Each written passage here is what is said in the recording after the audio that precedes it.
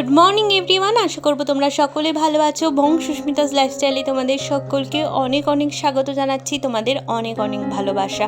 আশা করব তোমরা সকলে ভালো আছো, সুস্থ আছো। আজকে সকাল থেকে ভিডিওটা শুরু করছি, বলতে পারো যে এখন 8টা মতো বাজে। তো এখন থেকে তোমাদের সাথে নিয়ে ভিডিওটা শুরু করছি, আর নতুন নতুন গাছগুলো তোমাদেরকে দেখাতে শুরু করলাম, আর তাতে কিছু জলও দিচ্ছি। আমার শরীরটা খুব একটা ভালো নেই, কদিন ধরে খুবই প্রচণ্ড গা হাত পা ব্যথা, আর কেন যে এত গা হাত পা ব্যথা বুঝতে পারছি না, তাই খুব একটা বেশি ভিডিও করতে পারিনি। যতটুকু করেছি তোমাদের সাথে শেয়ার করেছি। আর সকালবেলা উঠেই গাছগুলোতে জল দিলাম, গোপালকে দেব। তার আগে ভাবছি যে চাটা বসিয়ে দিই, তারপর গোপালকে দেব। চাটা ফুটতে থাকবে, তারপর আমি গিয়ে গোপালকে স্নান করাবো। তো চলো, চায়ের জল বসিয়ে দিয়ে চলে এলাম গোপালের ঘরে। একটু জল দিয়ে মুখ টুক ধুয়েছি, ধুয়ে তারপরে ভালো করে গোপালকে স্নান টান করিয়ে সব ঠাকুর স্নান দিয়ে দেব। দিয়ে তারপরে হচ্ছে ফুল টুল সাজিয়ে পুজো টুজো দেব। তারপর আমি ফ্রেশ হয়ে চা খাবো, চাটাও নামাতে হবে। তো যাই কাজ করতে যাচ্ছি, খুব হাতে যন্ত্রণা করছে, গিটে গিটে আর কি যন্ত্রণা করছে, ব্যথা করছে, কেন কি জানি বুঝতে পারছি না।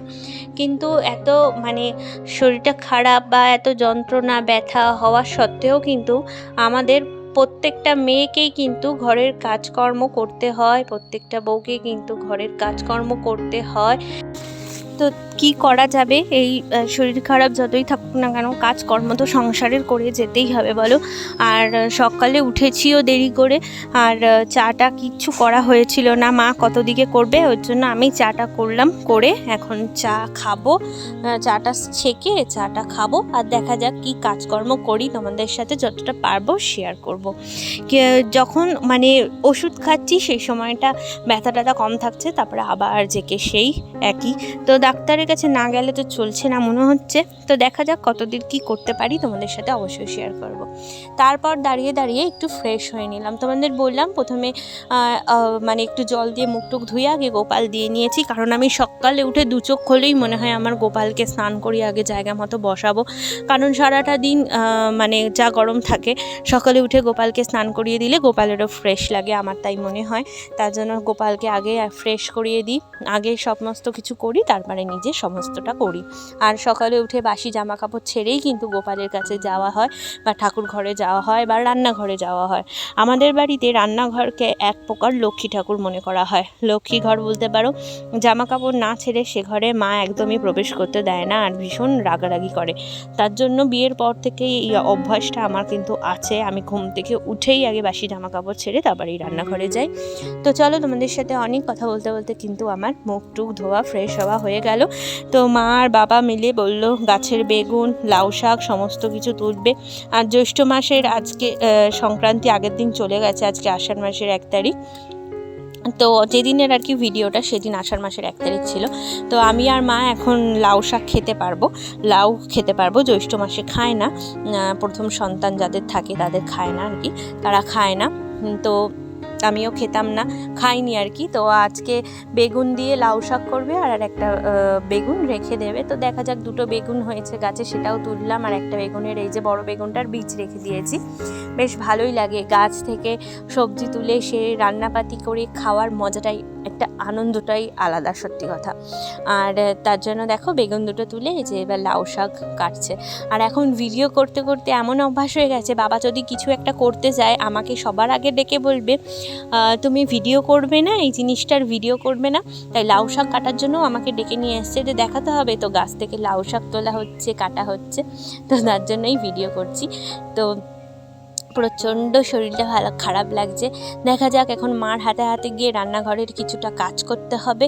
তারপরে মনার খাবার দাবার আছে, জামা কাপড় কাচা আছে, সেসব করে তারপরে দেখা যাক। সেই দুপুরের আগে তো শোয়া যাবে না, রেস্টও নেওয়া যাবে না, কারণ আমার যা দুরন্ত বাচ্চা, তার পেছনেই থাকতে হয় আমাদের 4-5 জনকে। এত জল ঘাটা অভ্যাস তার হয়েছে, তো সেগুলো করব। তো বাবা এখন হচ্ছে লাউ শাকটা কেটে দিলে আমি দেখি লাউ শাকগুলো কেটে রাখবো। মায়ের রান্না বান্নার সমস্তটা আমি বেশিরভাগটা এগিয়ে রাখি, মাছ ভেজে রাখি, লাউ শাক কেটে দেবো, যা যা সবজিপাতি হবে সমস্তটা কেটে দেবো।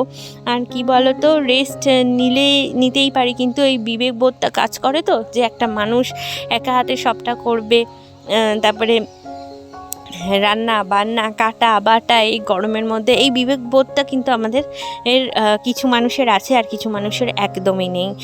যাদের নেই তারা আমার মনে হয় কিছু কিছু সময় আমার মনে হয় তারাই হয়তো ভালো আছে, তাদের এই বিবেকবোধটা নেই। কিন্তু মাঝে মাঝে আমার মনে হয় না, একটু বিবেকবোধ মনুষ্যত্ববোধ এগুলো থাকা কিন্তু দরকার। এইগুলো থাকলে মানুষের কষ্টটা বোঝাও যায়। একদম বিবেক ছেড়ে আর মনুষ্যত্ববোধ ছেড়ে থাকাটাও ঠিক নয়, এতে ভগবান কিন্তু অসন্তুষ্ট হয় আর কি, আমার মতে। তোমাদের কি মত অবশ্যই কমেন্ট করে জানিও। তো সেই বিবেকবোধের ঠেলায় কিন্তু যতই শরীর খারাপ থাকুক না কেন, একেবারে যে শরীর ছেড়ে দিয়ে শুয়ে বসে অন্যের ভরসায় থাকা, সেই জিনিসটা পারি না করতে। ছোটোর থেকে পারিনি, আজও পারি না। ছোটোর থেকেও মায়ের অনেক হাতে হাতে কাজ করেছি, মায়ের অনেক হেল্প করেছি, সেটা সকলেই জানে। আর এখনও সেই বিবেক বুদ্ধিটা আমার আছে, আর আমি সবসময় চেষ্টা করি এই বিবেকবোধটা যেন ভূমিরও হয়। নিজের কাজ নিজের করে নেওয়া, শত শরীর খারাপ থাকলেও যাতে একজনের ওপর বসে না থাকা, যতক্ষণ পারবে ততক্ষণ নিজের কাজটা নিজেরই করাটা দরকার। তো চলো, লাউ শাক কেটে নিয়ে মা বানিয়েছিল আজকে ছাতুর পুর ভরে কচুরি। আর তোমরা যদি রেসিপিটা চাও আমাকে অবশ্যই কমেন্ট করো, আমি তোমাদের দেবো। আর তার সাথে আলু টমেটোর তরকারি, খুব স্বাদ হয়েছিল খেতে। যেমনি স্বাদ আর তেমনি পরিপাটি করে আমি খেয়েছি, প্রাণ ভরে খেয়েছি সত্যি কথা বলতে। আর সাথে তো আমার চা, মানে অসাধারণ কম্বিনেশন এই জিনিসটার। তো চলো, এবার আমি একটু লাউ শাক কাটবো। তখন লাউ শাকটা কাটিনি আর কি, চলে এসেছিলাম খেতে, কারণ প্রচণ্ড খিদে পেয়েছিল। মা লুচি করছিল, তোমরা দেখতেই পারলে। আর এদিকে চলো, এবার পটাপট লাউ শাক, বেগুন টেগুন যা যা সরঞ্জাম লাগবে সমস্তটা মাকে কেটে দেব, গুছিয়ে দেব। তারপরে মাছ টাছ আছে সেগুলো ভেজে টেজে দেবো। আর হাজব্যান্ড দেখি কি মাছ টাছ আনে, সেগুলো দেখবো, ধোবো, সমস্তটা করব, যতটা পারবো তোমাদের সাথে শেয়ার করব। তো মা এদিকে বসিয়ে দিয়েছে ভাত, আর ভাত হতে হতেই চলে এসেছে আমার হাজব্যান্ড।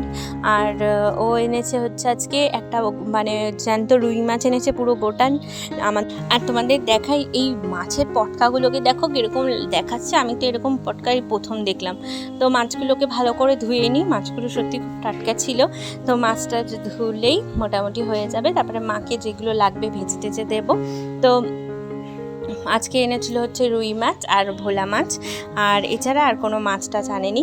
তো বন্ধুরা, আজকের ভিডিওটা আমি আর বেশি বড় করতে পারিনি বা কন্টিনিউ করতে পারিনি, কারণ শরীরটা খুব একটা ভালো ছিল না। তো চলো, আজকে এই পর্যন্তই থাকলো তোমাদের সাথে। আর ভালো লাগলে অবশ্যই লাইক শেয়ার সাবস্ক্রাইব করো। ভিডিওর মধ্যে যে কোনো মুহূর্ত ভালো লাগলেই কমেন্ট করে জানিও। আশা করব তোমাদের ভালো লাগবে।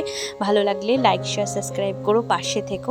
বন্ধুরা, তোমরাও সুস্থ থেকো, ভালো থেকো। আজকের মতো এই পর্যন্তই।